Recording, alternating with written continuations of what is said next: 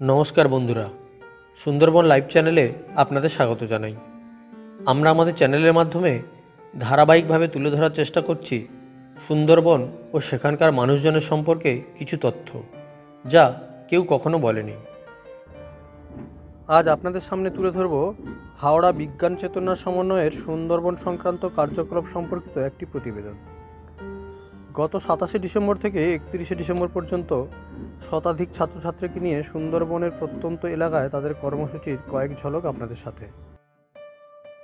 আমি সোহম নস্কর, আমি হাওড়া বিজ্ঞান চেতনা সমন্বয়ের একজন সদস্য এবং আমাদের যে অর্গানাইজেশান হাওড়া বিজ্ঞান চেতনা সমন্বয়, আমাদের এই অর্গানাইজেশানটি মূলত বিজ্ঞান মনস্ক যে সমস্ত শিশু এবং যে সমস্ত স্কুল ছাত্রছাত্রীরা আছে তাদেরকে কিভাবে বিজ্ঞান মনস্ক করে তোলা এবং হাতে নাতে যে বিজ্ঞান শিক্ষা, সেই বিজ্ঞান শিক্ষার উপরে জোর দেওয়াটাকে আমাদের গুরুত্বপূর্ণ একটা অঙ্গ হিসাবে ধরা হয় এবং সেই বিজ্ঞান প্রসারের প্রধান লক্ষ্যটাই হচ্ছে আমাদের অর্গানাইজেশানের মূল লক্ষ্য। এবং আমাদের এখানে আছে কর্মসূচি, যেটা 5 দিনব্যাপী কর্মসূচি, যেটি অনুষ্ঠিত হচ্ছে 27 থেকে 31শে ডিসেম্বর পর্যন্ত বৈকুণ্ঠপুরে। সেটি হচ্ছে আমাদের নেচার স্টাডি ক্যাম্প এবং নেচার কেয়ার ক্যাম্প। আমরা এতদিন পর্যন্ত নেচার স্টাডি ক্যাম্প করে এসেছি, যেখানে আমরা শুধুমাত্র নেচারকে বা প্রকৃতিকে আমরা শুধুমাত্র জেনেছি, প্রকৃতিতে কী কী সম্পদ রয়েছে এবং তার কিভাবে ব্যবহার করতে হয় এবং তার সাথে কিভাবে ব্যবহার করলে সুষ্ঠুভাবে আমাদের জীবনযাপন হয়। কিন্তু আজকের দিনে দরকার পড়েছে কি না, প্রকৃতি যখন সংকটের মুখে তখন তার কেয়ার করার দরকার পড়েছে।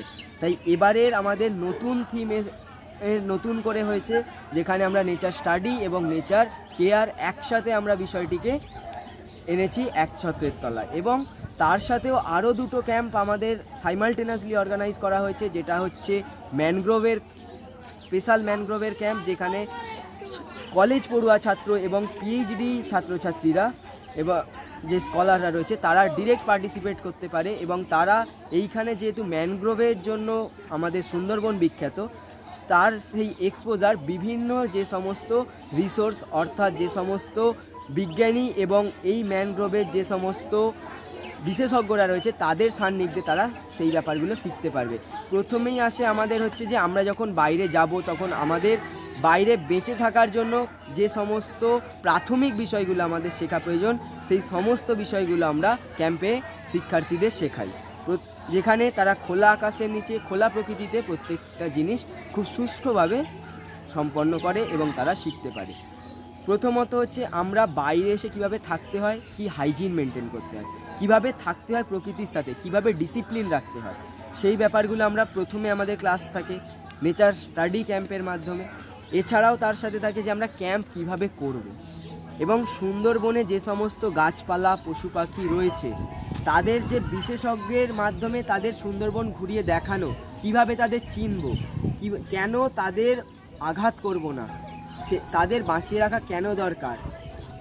যে সুন্দরবনের একটা ব্যাপার যে বিভিন্ন জায়গায় আমরা সাপের উপদ্রব দেখি, কিন্তু সেই সাপের কামড়ে যে আমাদের ভুল জায়গায় চিকিৎসা না করি, আমাদের যে হসপিটালে যাওয়া প্রয়োজন, সেই জায়গাগুলো মানুষের মধ্যে বিকাশ ঘটানো, সেটার জন্য আলাদা করে আমাদের ক্লাস থাকে। এছাড়াও আমরা কিভাবে টেন্ট পিচ করব, কিভাবে আমরা ম্যাপ রিড করব, কম্পাস রিড করব, সেই সমস্ত বিষয়গুলো আমাদের নেচার স্টাডি ক্যাম্পের মধ্যেই সুন্দরভাবে এবং গ্রুপ ওয়াইজ এবং আমরা এই ব্যাপারগুলোও দেখি, যেখানে 5ম থেকে দ্বাদশ শ্রেণীর এবং তাদের মধ্যে গ্রুপ ভাগ করে দেওয়া হয়। তাদের সাথে যে মেন্টাল ম্যাচ হবে, যে তাদের শ্রেণী এক থাকবে এবং তাদের ক্যাম্প এক্সপিরিয়েন্স একই রকম থাকবে, সেই ভিত্তিতে আমরা আলাদা আলাদা গ্রুপ দিই। এবং আমাদের যে অফিসিয়াল থাকে তাদের সেখান থেকে একটা করে গাইড আন্টি থাকে এবং একজন স্কাউট থাকেন যিনি মেল ক্যান্ডিডেট হিসাবে। তো এই সমস্ত প্রত্যেকটা জিনিসের মাধ্যমে আলাদা আলাদা ক্লাস, প্রকৃতি পর্যবেক্ষণ এবং তার সাথে তার কেয়ার, এই বিষয়গুলোকে নিয়ে আমরা আজকের দিনে সুন্দরবনকে কিভাবে বাঁচাবো, সুন্দরবনকে আমরা কিভাবে জানবো এবং কিভাবে তার থেকেও গুরুত্বপূর্ণ আজকের দিনে সুন্দরবনকে আমরা রক্ষা করব, সেই ব্যাপারটি আমরা ফুটিয়ে তুলতে চাইছি এবং শিক্ষার্থীদের মধ্যে এমবেড করতে চাইছি আমাদের নেচার স্টাডি ক্যাম্পের মাধ্যমে। এবং এখানের যে অ্যাম্বিয়েন্ট এবং এখানের যে এনভায়রনমেন্টের রিচনেস এবং এখানের যে স্পিসিস রিচনেস, সেটা আমাদের ট্রেনিদের অসম্ভবভাবে সাহায্য করছে কিভাবে সামনে থেকে প্রকৃতিকে দেখা যায় এবং সামনে থেকে প্রকৃতিকে চেনা যায়। আমরা বিগত ঠিক 1 দশক আগে 10 বছর আগে ঝড়খালিতে ক্যাম্প করে গেছি এবং সেখান থেকে সুন্দরবনের আকর্ষণ আমাদের আবার টেনে এনেছে, যেখানে আজকের দিনে এসে আমরা দেখি যে ধীরে ধীরে আমাদের রিসোর্স কমে যায়, আমরা কম রিসোর্স পাই, কিন্তু আজকের দিনে সেরকম কিছু হয়নি। তো আজকের দিনে যেহেতু সেই প্রত্যেকটি জিনিস বজায় রয়েছে, তো আমরা আশা করব যে আগাম দিনে আবার আমরা আরও বেশি রিসোর্স পারসন এবং আরও বেশি অভিজ্ঞ ব্যক্তিদের নিয়ে আমরা পুনরায় আবার এইখানে নেচার কেয়ার এবং নেচার স্টাডি, তার সাথে সুন্দরবনে যে পার্টিকুলার ক্যাম্পগুলো আমরা সুন্দরবনকে বাঁচানো এবং সুন্দরবনকে জানা, এই একই সাথে সাইমালটেনিয়াসলি করা যায়, আমরা নিশ্চয়ই ভবিষ্যতে সেই কথা ভাববো এবং আমাদের ইচ্ছেও রয়েছে এবং আমরা আশা করছি করবো ভবিষ্যতে। Thank you very much. হ্যাঁ, আমার নাম অলোকেশ ময়ূর। আমি মূলত এই ক্যাম্পে বাচ্চাদের রাতের আকাশ চেনাই এবং আবহাওয়া নিয়ে কাজ করি। একই সাথে আমরা শেখাই কীভাবে আবহাওয়ার প্রেডিকশন করতে হয়। এছাড়া আমি এই ক্যাম্পে মোটামুটি ভাবে পরিচালন কমিটির একজন সদস্য।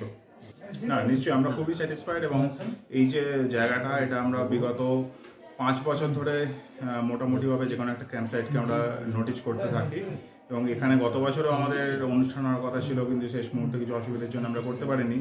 তো এবছর আমরা ঠিক করেছিলাম আমরা সুন্দরবনকে নিয়েই কাজ করব। এবছর যেহেতু ইউনেস্কোর থিমই হচ্ছে পরিবেশ, সেই পরিবেশ নিয়েই আমরা প্রত্যেক বছর বিগত 14 বছর এবং এটা আমাদের 15তম বছর ক্যাম্প করছি। আর আমাদের অর্গানাইজেশন 1984 থেকে রান করছে। আমরা মাল্টিপল কাজ করে থাকি, তার মধ্যে পরিবেশ অবশ্যই একটা অন্যতম খুব গুরুত্বপূর্ণ বিষয় এবং সেটা আজকের ডেটে দাঁড়িয়ে তো ভীষণ রকম প্রাসঙ্গিক। এবং আমরা চেষ্টা করেছি আমাদের ক্যাম্পটাকে বরাবরই যতটা সম্ভব প্লাস্টিক ফ্রি, পলিউটেড ফ্রি রাখা। এবং যদি শিক্ষাগত দিক থেকে বলা হয়, আমরা মূলতভাবে এখানে বাচ্চাদের নিয়ে ক্যাম্প করে থাকি এবং ক্যাম্পের যে যাপন, সেই যাপনের শিক্ষাটা দিয়ে থাকি। কীভাবে ক্যাম্পে চলা হয়, কীভাবে ফেরা হয়, কীভাবে যাপন, কীভাবে প্রকৃতির সঙ্গে থাকতে হয় একসাথে, কনফ্লিক্টগুলোকে এড়িয়ে। এখানে বাচ্চাদের গাছের সঙ্গে পরিচয় করানো হয়, পাখি চেনানো হয়, মাছরাঙার মতো যে সুন্দরবনের মাছরাঙা তো খুব ভীষণ জনপ্রিয় পাখি বা গুরুত্বপূর্ণ পাখি, সেই ধরনের পাখিগুলো যেখানে যেগুলো স্পেশাল আছে। এবারে তো এছাড়াও আমাদের আরও দুটো ক্যাম্প হচ্ছে মূলত বড়দের জন্য। একটা হচ্ছে সুন্দরবনের ইতিহাস, নৃতত্ত্ব, প্রত্নতত্ত্ব ইত্যাদি নিয়ে বাদাবনের বৃত্তান্ত। আর মূলত রিসার্চের যারা করেন তাদের জন্য ম্যানগ্রোভ বায়োডাইভার্সিটির ওপর একটা ক্যাম্প হচ্ছে। আর সুন্দরবন তো একটা অনন্য ভূবৈচিত্র্য এবং জীববৈচিত্র্যের সমাবেশ। তো সেখানে আমরা আসতে পেরে এবং এসে বাচ্চাদের এবং এই চারধারে যে গ্রামের মানুষ, হ্যাঁ, বৈকুণ্ঠপুর শিশু সেবা কেন্দ্র, এনাদের যে আন্তরিক ব্যবহার, সেই ব্যবহার ভীষণভাবে আমাদেরকে আপ্লুত করেছে এবং প্রত্যেকটা মুহূর্তে আমরা প্রচণ্ড সহযোগিতা পেয়েছি। এটা সুন্দরবন সবসময় খুব স্পেশাল। নেচার স্টাডি ক্যাম্প না হলেও আমরা অন্য বিভিন্ন ধরনের ওয়ার্কশপ, প্রোগ্রাম, এই ধরনের অ্যাক্টিভিটিস যেগুলো সুন্দরবনে এসে করা ভীষণভাবে দরকার। এবং সুন্দরবন বাঁচলে একটা বৃহত্তর অঞ্চল বাঁচবে, এটা তো সত্যি কথাই। কিন্তু শুধু সেই কারণের জন্য সুন্দরবনকে বাঁচানো নয়, সুন্দরবনের প্রতি ভালোবাসা থেকে সুন্দরবনকে বাঁচানো। এখানকার যে অনন্য জীবন বৈচিত্র্য, ম্যানগ্রোভ, এত রকম ম্যানগ্রোভ সুন্দরবনে আছে, তার জীব বৈচিত্র্য, কুমির এবং অবশ্যই বাঘ। সুন্দরবন আসলেই মানুষ তো প্রাথমিকভাবে চিন্তা করেন বাঘ, এবং খুব কমন একটা ট্যুরিস্টের সঙ্গে ক্যাম্পারের তফাৎ হচ্ছে একজন ট্যুরিস্ট এসে বলেন কিচ্ছু দেখতে পেলাম না। এই কিচ্ছুটার ওপর এত বেশি জোর দেন, মনে হয় যেন সুন্দরবনে বাঘ ছাড়া আর কিচ্ছু দেখার নেই। হ্যাঁ, ঘটনাচক্রে আমরা সবসময় বলে থাকি don't expect tiger, it's the most rarest thing you get. এটা সব থেকে দুর্লভ জিনিস। কিন্তু আশেপাশে এত রকম ম্যানগ্রোভ আছে, পোকা আছে, সম্ভবত আমি যদি খুব ভুল না বলি 12 বা 13 রকম মাছরাঙা শুধু সুন্দরবনে পাওয়া যায়। কিছু অনন্য প্রজাপতি আছে যেগুলো শুধুমাত্র সুন্দরবনে পাওয়া যায়। এই ধরনের যে জিনিসগুলো, এবং লঞ্চে করে ঘোরা শুধু সুন্দরবন রিভার নেটওয়ার্ক সিস্টেম নিশ্চয়ই খুব গুরুত্বপূর্ণ, সুন্দর একটা জিনিস, কিন্তু শুধু লঞ্চে করে ঘুরে বেড়ানো তাই সুন্দরবন নয়। এর কাদা, এর বাদা, এর মানুষ, এর জীবন, এর মাছ, এর মাঝি, এর নৌকা, এই সব কিছু নিয়েই আমাদের ভাবনায় এবারে আমাদের 15তম প্রকৃতি পর্যবেক্ষণ শিবির আমরা আয়োজন করেছি এবং আশা করছি আগামী দিনগুলোতেও আমরা এরকমভাবেই অন্য কোনো রকম ওয়ার্কশপ বা ইত্যাদি এই একই জায়গায় আয়োজন করতে পারবো। আজ এখানেই শেষ করলাম। পরের পর্বে আবারও দেখা হবে অন্য কোনো বিষয় নিয়ে। সবাই ভালো থাকবেন। নমস্কার।